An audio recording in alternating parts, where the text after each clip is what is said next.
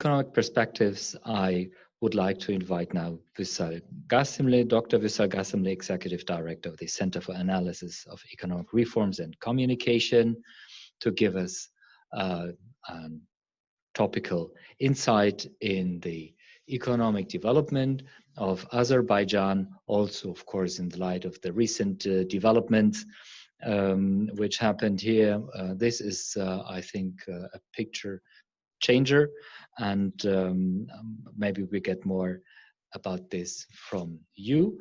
I'm very happy that you made it possible to participate today, and I call now for you to be present on the screen and on the microphone. Dr. Qasımlı, are you here? Sure. Good evening, Mr. Tobias Baumann. Are you hearing me? Yes, we hear you and we see you. Thank you very much. So, thank you very much, Mr. Baumann. Dear ladies and gentlemen, His Excellencies, Mr. Ambassador Wolfgang Malik, Mr. Farid Isayev, dear AHK members, it's my pleasure to introduce my speech in AHK meeting. My speech will be divided into two parts. First of all, current situation, and secondly, economic perspectives, as Mr. Tobias Baumann mentioned. So let's start from the first part. In January-October 2020, gross domestic product in amount of about 60 billion Azerbaijani manat, or 3.8% less compared to the corresponding period of the previous year, was produced in Azerbaijan. Value added and produced in non-oil sector of the economy decreased by 2.3%, while in oil gas sector it decreased by 6.3%. 34.2% of GDP was produced in industry, 11.5% in trade, vehicle, repair areas, 7.5% in agriculture, and so on. In this time, foreign trade turnover of the country on January-September, as I mentioned, made 17.8 billion US dollars. By the way, 10 billion US dollars, so 56.1% of trade turnover made the export value, and 7.8% billion US dollars import value, and consequently positive trade balance reached to 2.2 billion US dollars. In comparison with January-September 2019, foreign trade turnover decreased in actual price by 28%, in real terms by 20%, including import 38% and export 10%. On January-September 2020, the export of non-oil gas products compared to corresponding period of previous year decreased in actual price by 9.2%, while in real terms it decreased by 18.2% and made 1.282 billion US dollars. 29% of export value was formed based on goods exported to Italy, 19.9% to Turkey, and 2% to Germany, by the way, and 18.4% of total value of goods imported to our country was per share of Russia, while 14.4% Turkey and 5.3% Germany. As Mr. Ambassador mentioned, Azerbaijan is one of the major trade partners in our region for Germany. By the way, when we compare with other countries, two countries in South Caucasus, Azerbaijan is major trade partner of Germany in this very region. As of 1st of November, bank loans was 14.4 billion manat, while household savings amounted to 7.9 billion manat. Azerbaijan national currency manat is stable and inflation is under control and only 2.8%. Strategic currency reserves of our country are more than 60 billion US dollars. In other words, more than our GDP. And foreign government debt is less than 20% of our GDP. Let me switch to economic perspectives of Azerbaijan. We are preparing for two post periods. First, post-COVID-19, and second, post-conflict period. Mr. President Ilham Aliyev tasked government to double economy in coming 10 years. Now government works on new economic development strategy involving international partners. Before switching to post-conflict reconstruction, let me identify major economic reforms directions in short term. Now we are working on competition code, investment law, new investment strategy, legislation on food safety, court reforms, fiscal reforms, and so on. What about post-conflict reconstruction and reintegration?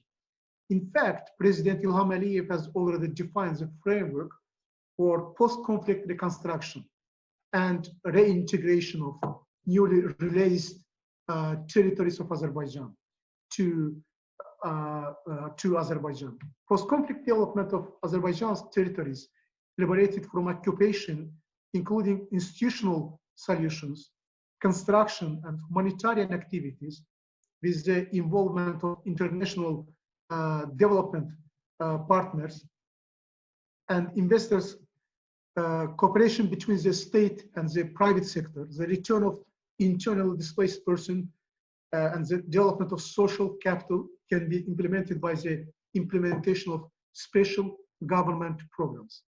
Post-conflict reconstruction will be carried out within the framework of the overall development strategy of the Republic of Azerbaijan through the reintegration of territories liberated from occupation and joining the value chain.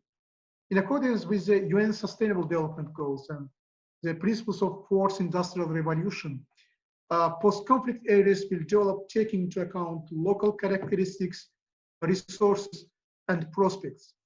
With the involvement of international experts, the damage caused by Armenia to Azerbaijan, including damage to land, forests, minerals, property, and cultural resources, and most importantly, civilians, is calculated, and claims are filed against the opposite party in this regard. The Karabakh development strategy can cover short-term, mid-term, and long-term activities at the local, regional, national, and international levels. For the implementation of the strategy, it's very important to organize management and use macroeconomic, fiscal, monetary, social, and other government policy instruments. As you know, Mr. President organized a special unit for the who is in charge for the management of newly released territories. At the same time, to regulate the real exchange rate of the national currency, it may be necessary to take into account the stages of the money stock absorption by the economy. Post-conflict reconstruction will contribute to economic growth in Azerbaijan. Azerbaijan will continue to constantly strengthen its economic, political, and military superiority in this very region. Following the new framework for strategic management of economic policy created in Azerbaijan upon the order of the president, the Karabakh region will constantly develop and reintegrate into the life of the country. The development strategy of Karabakh can be carried out by consistent implementation in terms of time and regions and according to the priorities, which I would like to mention below. Because it will take time, as Mr. Ambassador mentioned, as well as the demining of these territories and other facilitations. To ensure the implementation of this development strategy of Karabakh, management, monitoring, and evaluation mechanisms, as well as transparent and accountable financing mechanisms, can be created. In the liberated territories, activities will cover the decontamination, as Mr. Ambassador mentioned, as well as construction and improvement in compliance with the new main plans for cities, settlements, and villages.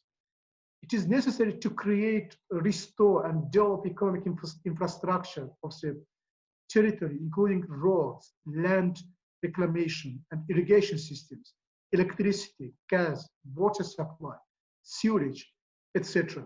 At the same time, it is important to develop social infrastructure, including education and healthcare. Priority should be given to ensuring the full functioning of state and municipal authorities in their liberated territories, the development of competitive sectors of the economy and employment, including self-employment. The priorities should also include the following fields: gradual return of internal displaced persons to the place of residence, taking into account economic and social issues. The development of human capital, attraction of external and local investments along with state investments, supporting to the development of entrepreneurship, especially micro, small, and medium-sized business, as well as the development of economy following the principles of innovative solutions, new technologies, green and circular economy. By the way, in case of new technologies, green and circular economy, I think Germany might be a very partner for Azerbaijan to develop such kind of issues in newly liberated territories of Azerbaijan. There are various sources of financing to be used in this region, including the state budget, of course, first of all, state oil fund of the Republic of Azerbaijan, aid, grants, donations of foreign credit organizations, private investments, and other sources not prohibited, of course, by law. We can already feel the interest of representatives of international organizations, foreign countries, large and medium-sized business in participating in post-conflict reconstruction. Each international organization following its mandate and each business in accordance with its profile is ready to invest in the liberated territories. In the post-conflict period, venture capital investment, crowdfunding, and crowd investing can attract interest in technology sector in the liberated territories. The territories liberated from the occupation have potential to develop the mining industry, metallurgy, food industry, processing industry, tourism and recreation, creative industry, pharmaceuticals, grain and vegetables growing, viticulture, cotton and fruit growing, animal husbandry, poultry farming, beekeeping, and production of building materials. Investment in these areas is important both for the growth of non-oil exports and import substitution and for joining value chains. Post-conflict reconstruction will play an important role in terms of economic security, including food security. Various mechanisms can be used to encourage investment in these areas, including industrial parks and districts, agro and techno parks, and so on. Karabakh has resources, strategic assets, efficiency, and markets that can attract investor interest. The region's opportunity to enter the Iranian market with the population estimated to 80 million and Turkish market covering 83 million people through Nakhchivan is attractive for export-oriented investment. By the way, lifeline between Nakhchivan and part of Azerbaijan, according to the last statement, will be very important for cooperation between Mediterranean region and Caspian Basin as well. And I think it will diversify the Silk Road in this very region. In general, Karabakh will be a geographical driver in Azerbaijan, the growth center. Investments in this region and reconstruction activities will accelerate our GDP. I hope German business will be active in Karabakh reconstruction. And the last point, As you know, the Trans-Adriatic Pipeline, a part of the southern gas corridor transporting natural gas from Shahtalis 2 field in Azerbaijan to Europe, is expected to be ready by December 2020. In this context, Azerbaijan, as a strategically and economically important partner for Europe, boosts EU's energy security, supply diversification, and decarbonization objectives, as Mr. Ambassador mentioned. Prior to the Southern Gas Corridor, Azerbaijan has successfully implemented oil and gas projects, which significantly contributed to the energy security of Europe, Southern Caucasus, Israel, and Turkey. Azerbaijan's share in the Turkish gas market increased to quarter. Azerbaijan supplies up to 40% of Israel's oil needs, and a number one investor in Georgia. Azerbaijan is a leader of this country's oil and gas market. Azerbaijan is also among top 10 countries providing EU's largest economy, Germany, with crude oil. With the settlement of the Karabakh problem, Azerbaijan will be more active as a reliable partner for energy and transport security. It was not surprising how Armenia launched military provocations against Azerbaijan to disrupt several of the latest major oil, gas, transport, and information technology projects going to Europe, thus acting against the interests of Western countries, including Germany. Azerbaijan does not only restore its territorial integrity, but also in this way ensures security of east-west and north-south corridors, which are very important for European Union. Thank you very much for this opportunity. It was my pleasure.